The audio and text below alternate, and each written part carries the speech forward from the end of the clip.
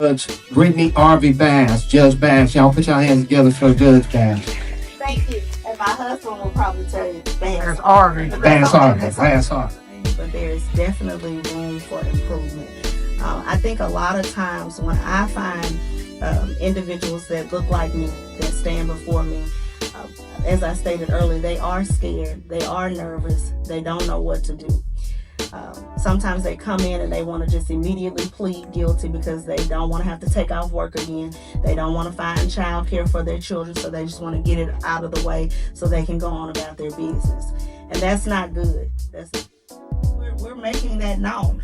But our first priority is we're not trying to put anybody in jail. That's the last resort for me.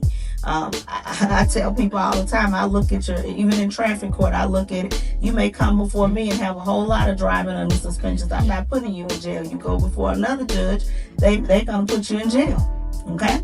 I don't want you in jail because you need to be out of jail so that you can take care of your children, so that you can go to work. Tonight was really good. The NAACP meeting where they honored women and they saluted us that are members of the judiciary. It felt good to be amongst the citizens, to be able to share information, share the wealth so that people understand our jobs, they understand what we do, and they understand how they play a part in what we do and how they need to be educated. Ignorance of the law is no defense.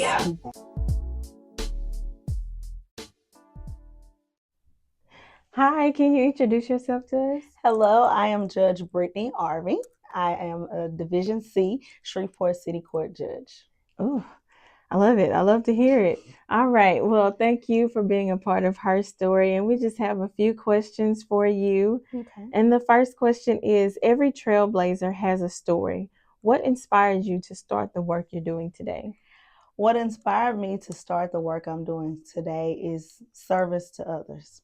So service is something that I've always done from a little girl all the way up. My mom had me in Girl Scouts, Delta Jibs at Academy, top teens, just everything. And I'm an only child, so I always wanted to be around people, right?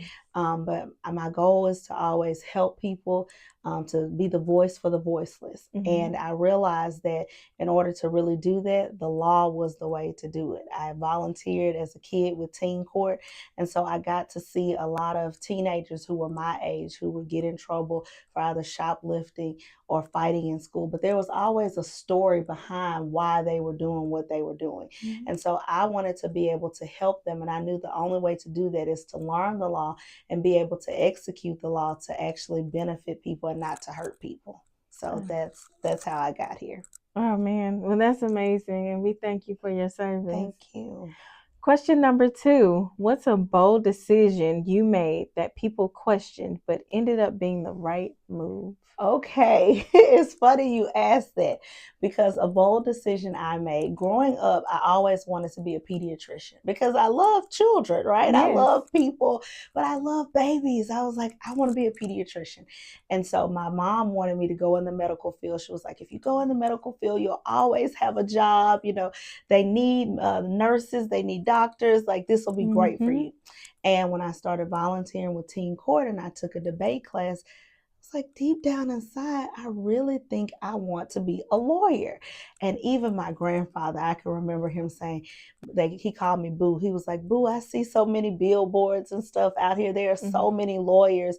You need to do something else. That's not going to be good. And I was like, no, this is really what I'm called to do. And I ended up doing it. And it has truly been a blessing for me. Like, it is my ministry. It is the way I help people in my own way. I respect everyone in the medical field. My husband is a nurse.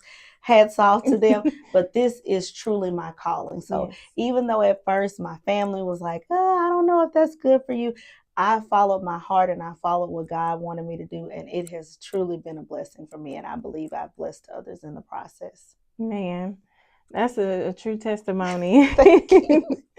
Question number 3. When people hear your name, what do you hope they remember about you? Well, when people hear my name, the first thing I hope they remember about me is that they see Jesus in me. That's the first thing. The second thing that I hope they remember is not my title, because titles fade. I want them to remember me as a servant, someone who had integrity, someone who saw people and not cases, someone who went above and beyond to try and aid those who couldn't aid themselves, somebody who wanted to help somebody else along the way. And even if I'm dead and gone, I hope they remember that. And I hope that the things that I've done will be a blessing to not only my children, but future generations to come. That make me cry.